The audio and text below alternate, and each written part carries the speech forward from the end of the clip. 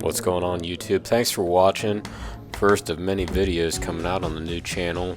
Too many hobbies. Today we're going to be working on a jet ski or a personal watercraft dolly. Move the jet ski around in the garage. I currently have it on a buddy's trailer, and I got to get that back to him so he can get his jet ski out of the water and store his for the winter, and I got to have a place to put mine. So we're going to be working on this dolly. You can make this thing as expensive or as inexpensive as you want. Right now you see me measuring out, doing a basic layout. The bottom boards are going to be off of a pallet. They're actually 3" by 3" actual dimensions. Everything else is going to be 2 by 6 that I had from a previous project where I tore apart an old shelving unit inside this garage. Right now I'm just going to be doing a basic layout, trying to get everything laid out. All these dimensions are going to be based off the trailer that I currently have the jet ski on. Obviously it fits on there just fine, so everything's going to be based off of that. So did all those measurements on just this piece of paper you see me keep looking at here. So nothing too complicated. Everything's going to be just out of 3" screws. The only thing I had to purchase out of this entire project is going to be the 3" casters I got from Harbor Freight. I think those run around $4 a piece. Got 4 of those. Those are the ones that will turn any direction, not the just one set that steers, so that way you can push it around anywhere you need to. So we'll start cutting some lumber here for these uprights. And everything I'm going to be cutting here for these uprights is going to be about 15 degrees. That's what I found. It's going to match the measurements I got off of this trailer roughly. So we'll get this set up on the saw, start making some cuts.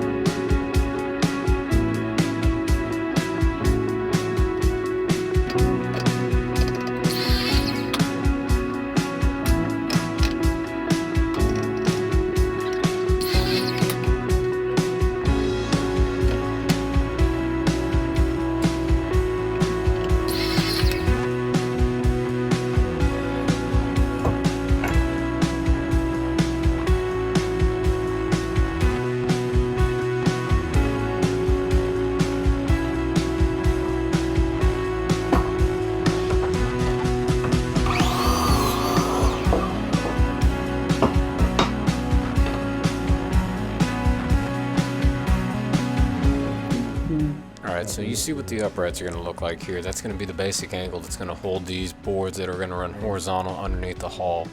Okay, so we're going to run a board at an angle there that's going to act as a gusset to tie everything together, give that some strength.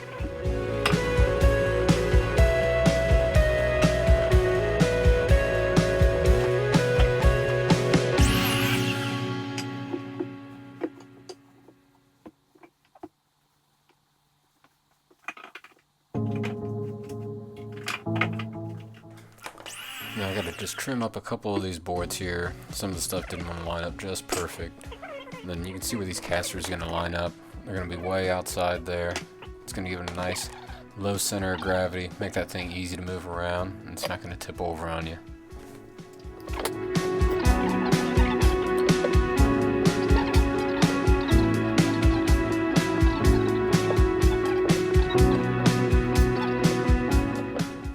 Alright, so here's our 45 coming across. This is going to tie everything in together. So we're going to mark this off here. It's easiest to just lay it down. I already have a 45 on the bottom. Lay it down against everything. Scratch that up. Give you a good measurement. And then cut it. And that's about as good as you're going to get.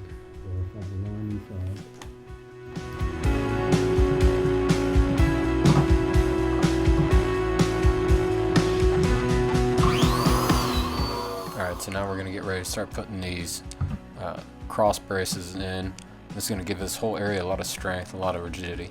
So I'm going to use these big heavy clamps that I have. They're made by Irwin. I've had them a couple years, and I like using them on any kind of project like this where I need these things to hold together and I don't have another set of hands.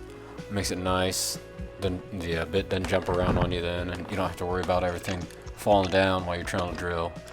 So I like to pre-drill this stuff. These are going to be 3" coarse screws that we're putting in. So it's going to make everything go a lot easier just pre-drilling it. It only takes a little bit longer. So another thing is, when you're doing this, I didn't take this 45-degree angle board and use it as a template on my other cuts. So I ended up having to unscrew it and then put it back in. So before you attach this, make sure you use it as a template on your other ones.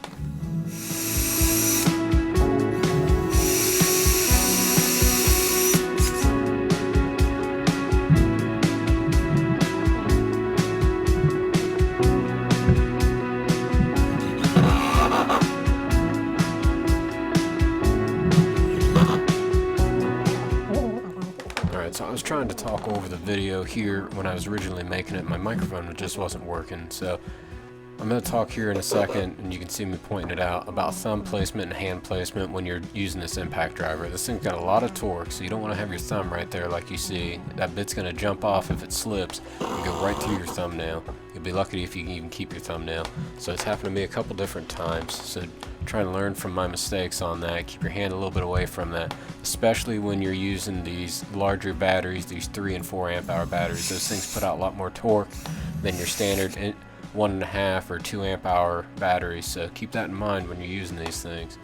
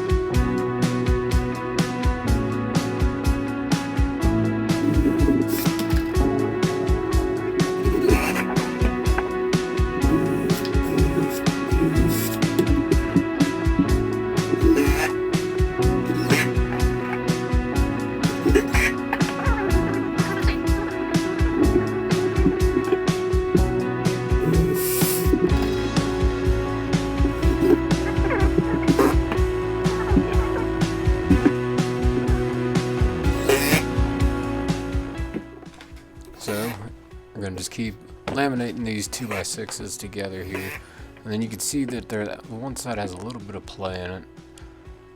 And I tried to line everything up square, but you're just not going to get everything square with some old boards here. So I'm going to take these apart, try and get that to sit flush, hammer that back down, put those screws back in, and then it's going to sit a little bit even.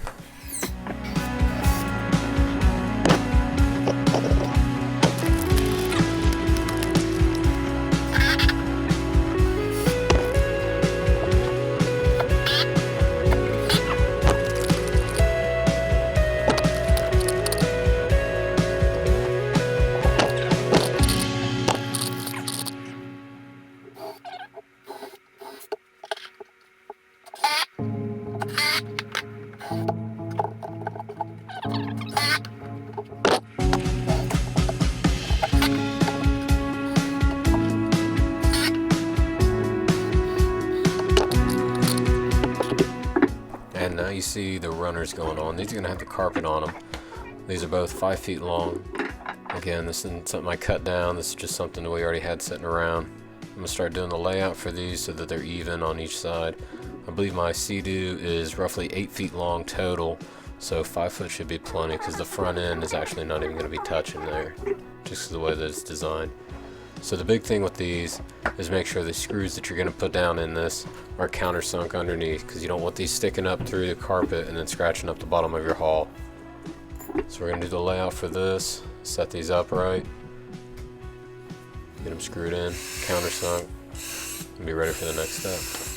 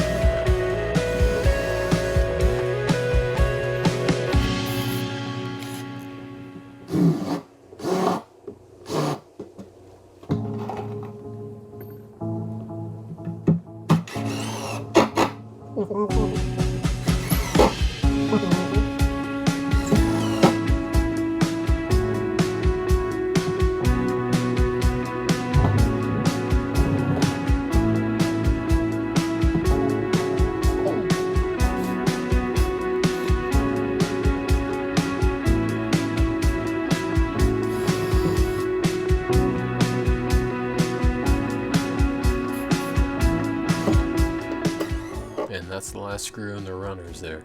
So flip this thing over, get ready to put these wheels on. And I would say this thing weighs around about 35 pounds. It's solid. It's not going to go anywhere on you. So we're going to get these wheels pre-drilled. Keep those away from the edge there, especially on the wood like this. You don't want these things splitting out. You got enough strength, so just move in maybe about 1/2 of an inch. And we're going to screw these in, pre-drill them of course. Definitely on this, you don't want these splitting out. And then that's going to wrap up part 1. So thanks for watching. Come back for part 2. We're going to paint this thing up, get this carpet on it, make it look good. And as always, like and subscribe, and thanks for watching.